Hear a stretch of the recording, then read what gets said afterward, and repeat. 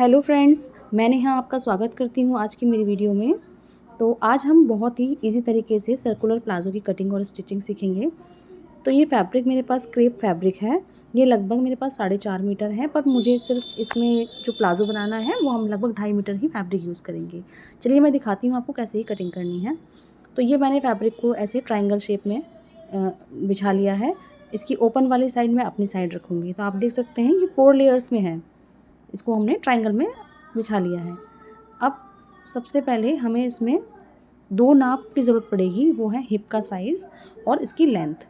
इसमें हमें कमर का वेस्ट का साइज़ भी चाहिए, पर वो हमें अभी ज़रूरत नहीं है, उसे हम बाद में देखेंगे। तो सबसे पहले आपको इसमें हिप का साइज़ है मेरा 40 इसमें, और जो लेंथ है वो है 36। ये हमें इसमें मेज़रमेंट चाहिए। तो सबसे पहले हम इसमें जब हम कमर के लिए काटेंगे ऊपर से, तो उसके लिए हिप का 4th पार्ट प्लस 1 इंच। मान लीजिए अगर मेरी 40 इंच की है तो 40 इंच का चौथाई भाग हो गया 10 इंच। 10 इंच में 1 इंच प्लस करेंगे तो 11 इंच हो जाएगा। तो 11 इंच का मैं इस तरह से पहले एक मार्क कर लूँगी डायरेक्ट यहाँ पर।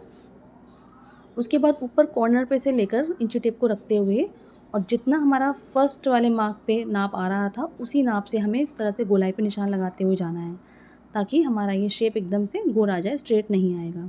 अब अगर मैं इसको नापूंगी तो ये लगभग मेरा 1 से 1.5 इंच तक एक्स्ट्रा आ जाएगा। अगर हम गोलाई में लेते हैं तो थोड़ा साइज़ बढ़कर ही आता है, जितना आपको चाहिए था उससे ज़्यादा आएगा। तो मेरा यहाँ पे 12 इंच आ रहा है।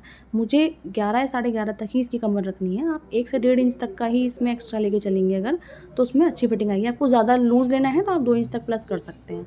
तो मुझे यहाँ पे थोड़ा सा कम करना है, तो मैं थोड़ा सा ऊपर इसको मार्क कर दूँगी।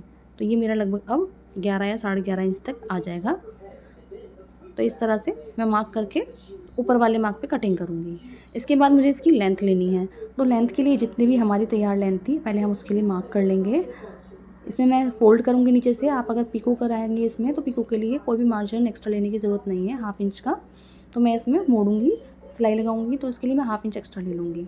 अब ऊपर वाले कॉर्नर से लेकर जितना भी हमारा इंची टेप में नाप आ रहा है, उसको हम गोलाई से ऐसे निशान लगाते हुए जाएँगे।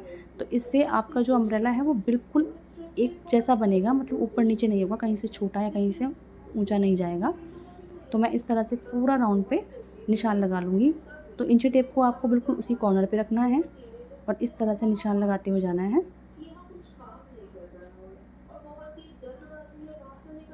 ये जो भी हमारा यहाँ पे फैब्रिक कम पड़ रहा है, अगर आपका बहुत चौड़े अर्ज़ वाला कपड़ा है तो उसमें इस तरह से जोड़ नहीं लगेगा। तो ये बहुत चौड़े अर्ज़ वाला नहीं है, तो इसमें थोड़ा-सा जॉइंट लगाना पड़ेगा हमें। वो ज़्यादातर हर अम्ब्रेला में लगता है, अगर आप अम्ब्रेला लहंगा कटिंग करते हैं या प्लाज़ो कटिंग करते हैं। तो मैंने ये राउंड में निशान लगा लिया है। अब मैं इसको पूरा मार्क कर लूँगी। इसके बाद मैं इसमें क्रॉच एरिया का निशान लगाऊंगी। तो क्रॉच एरिया के लिए हमें जितना भी हमारा हिप का पार्ट है, हिप का 4th पार्ट, उसमें 2.5 इंच एक्स्ट्रा लेना है। तो यहाँ पे 10 इंच का मेरा हिप का 4th पार्ट आएगा, उसमें 2.5 इंच एक्स्ट्रा लूँगी, तो 12.5 इंच आ जाएगा। 12.5 इंच में मैं ऊपर 1.5 इंच लास्टिक का माइनस करके, और जहाँ पर भी 12.5 आ रहा है वहाँ पर मार्क कर लूँगी। तो इसको 2.5 इंच अंदर की साइड लेना है, इस तरह से। अब मैं इसको ऊपर मार्क करके कॉर्नर में मिला दूँगी। तो ये हमारा क्रॉच एरिया बन जाएगा। तो ये मैं मीडियम साइज़ के लिए बना रही हूँ। अगर आपको हैवी साइज़ के लिए बनाना है तो इसमें आप 3 इंच ऐड करिए 2.5 इंच की जगह। तो इस तरह से मैंने क्रॉच एरिया के लिए राउंड बना दिया है। अब ये हमने कटिंग कर दी है इसकी।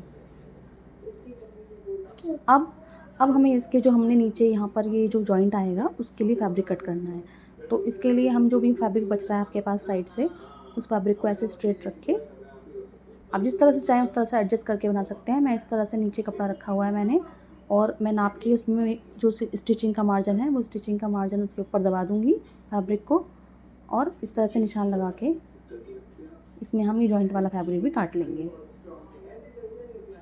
आप देख सकते हैं मैंने पहले ही इसमें स्टिचिंग का मार्जिन का वाला कपड़ा ऊपर चढ़ा के रख दिया है।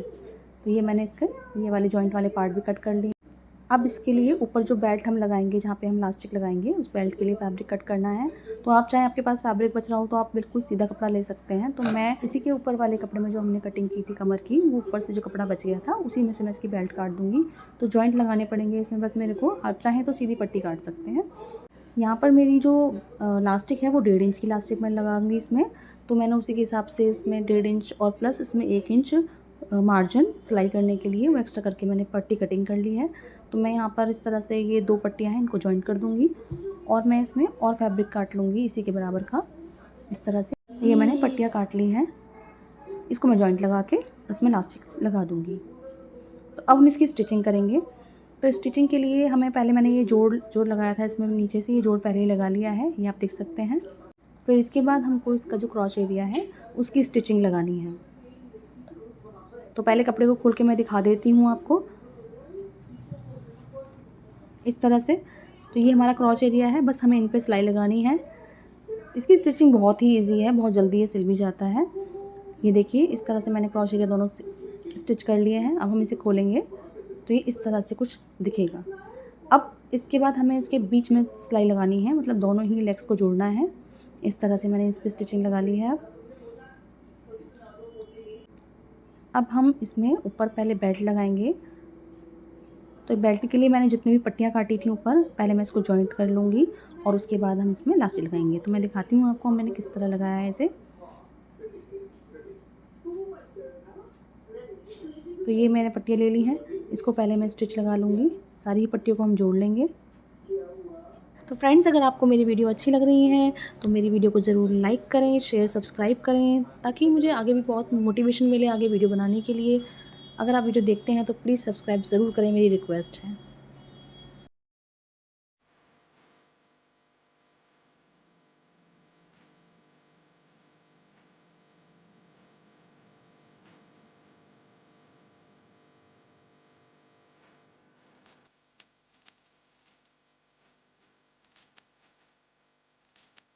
इस तरह से हमने सारी पट्टियों को जॉइन कर लिया है। अब हम इसमें नाप लेंगे कि हमारी कितनी पट्टी यूज़ होगी। जितना भी एक्स्ट्रा होगा उसको हम स्टिच लगा लेंगे और कट कर देंगे अलग से। तो मैंने ये नाप लिया है, मेरी जो इसमें कमर में कितनी पट्टी चाहिए, जो भी एक्स्ट्रा थी वो मैं कटिंग कर लूँगी स्टिच करने के बाद। तो ये मैंने अब कटिंग करके वो बराबर कर लिया है जितनी मुझे कमर चाहिए। तो फैब्रिक को क्या करना है, हमें सीधी साइड से पकड़ना है पहले, और पट्टी को भी सीधी साइड से, मतलब दोनों की फेस सीधी साइड होनी चाहिए। अब हम जिसे मोड़ के लाएंगे इसको तो जॉइंट अंदर आ जाएगा और सीधी पट्टी ऊपर आ जाएगी। तो आप देख सकते हैं बिल्कुल इसी तरह से आपको ये इसमें जब इलास्टिक लगाएं तो पट्टी को इस तरह से लगाना है। तो फैब्रिक को हमने सीधा रखा। अब हम स्टिच लगा लेंगे इसमें। तो हम इसमें एक पैर का मार्जिन देते हुए स्टिच लगाएंगे।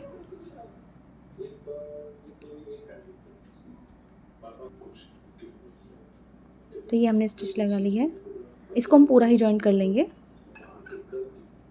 अब ये पूरी सिलाई लगाने के बाद अब इस पट्टी को हम इस तरह से मोड़ के लाएंगे तो ये जॉइंट अंदर आ जाएगा। तो पहले हम इलास्टिक देख लेंगे कि इलास्टिक हमारी कितनी चौड़ी है। तो ये मेरी लगभग 1.25 इंच चौड़ी है ये मेरी जो इलास्टिक है। तो इसको पहले हम नाप लेंगे जितनी चौड़ाई हमें चाहिए, बाकी एक्स्ट्रा का कपड़ा हमें अंदर फोल्ड करना है। तो मैंने इलास्टिक को साइड में रख दिया है, पहले मैं इसमें जॉइंट लगा लूँगी। आप चाहें तो इलास्टिक को डायरेक्ट भी लगा के स्टिच कर सकते हैं, उसमें बहुत थोड़ा हार्ड रहेगा। ये बहुत इजी तरीका है, तो मैं आपको इजी तरीके से ही बता रही हूँ। हमें बिल्कुल कॉर्नर पे टॉप स्टिच लगानी है इसमें हम इस तरह से। तो मैंने थोड़ी सी जगह छोड़ दी है जिससे मैं इलास्टिक डालूँगी इसमें। जैसे आप नाड़ा डालते हैं किसी भी सलवार में, तो उस तरह से मैं इसमें इलास्टिक के लिए जगह छोड़ दूँगी। तो इस तरह से हमने इलास्टिक के लिए जगह छोड़ दी है ये। तो इलास्टिक हमें पहले मेजरमेंट करनी है। तो इलास्टिक मेजरमेंट करने के लिए या तो हमारी जितनी भी वेस्ट साइज़ है उसमें 3 इंच कम करके हमें इलास्टिक लेनी है, या फिर आपका हिप साइज़ अगर आपके पास है और वेस्ट साइज़ नहीं है तो जितना भी हिप साइज़ है उसमें से 10 इंच कम कर दीजिए डायरेक्ट। जितना आएगा वो आपको इलास्टिक लेनी है। तो मेरे यहाँ पे जैसे मेरी हिप का 40 साइज़ था तो मैंने 10 इंच कम कर दिया, तो अब मेरे को सीधा 30 इंच की इलास्टिक लेनी है इसमें। तो मैंने 30 इंच की इलास्टिक लेनी है और उसमें थोड़ा सा एक्स्ट्रा हाफ इंच का मार्जिन छोड़ेंगे हम स्टिच लगाने के लिए, जो कि हम इसे बंद करेंगे इलास्टिक को। तो इस तरह से मैंने इसमें इलास्टिक डाल दी है। आप चाहें किसी भी तरह से इलास्टिक डाल सकते हैं जैसा आपको कंफर्टेबल लगता है। तो मैंने ये पिन के थ्रू डाली है इस तरह से। इलास्टिक को पूरा सीधा कर लेना है चारों तरफ से, कहीं से इलास्टिक मुड़ी नहीं होनी चाहिए। अब हम इसको निकाल के पिन को और इसमें हम स्टिच लगा लेंगे जिससे कि इलास्टिक को हम बंद कर दें। तो मैं इसमें 5-6 स्टिच लगाऊंगी जिससे कि अच्छे से लॉक हो जाए और बाद में इलास्टिक निकले नहीं। तो ये मैंने 5-6 स्टिच लगा लिए हैं इसमें। अब इसके बाद हमने जो जगह छोड़ी थी इलास्टिक वाली, इसको हम बंद कर लेंगे। तो इलास्टिक से हट के आपको लगानी है, इलास्टिक के ऊपर स्टिच नहीं लगानी है इस तरह से। तो ये हमने इसका मुंह बंद कर दिया है। तो अब हम इसको खींच के चारों तरफ से इसकी गैदरिंग बराबर कर लेंगे। तो मैंने 2-3 बार इसको खींच लिया है। अब इसके बाद हम इसको इलास्टिक को खींचकर कपड़े को और इलास्टिक को इसके मिडिल में एक स्टिच लगाएंगे ताकि ये इलास्टिक पलटे नहीं फिर। तो इस तरह से मैं दोनों हाथ से कपड़े को पकड़ूंगी, खींचूंगी और ये बीच में स्टिच लगा लूँगी। तो ये हमारी इस तरह से सर्कुलर प्लाज़ो बनके तैयार हो गया है। अब आप इसके यहाँ पे नीचे चाहें इसको पिको करा सकते हैं या ऐसे फ़ोल्ड कर सकते हैं। तो मैं इसमें फ़ोल्ड कर लूँगी। तो इस तरह ये इसका फ़ाइनल लुक है। इसका घेर देखने में भी काफ़ी अच्छा आता है और ये बनाना बहुत ही ईज़ी है, बहुत ही कम समय में आप इसको बना सकते हैं। तो अब मिलते हैं अगली वीडियो में।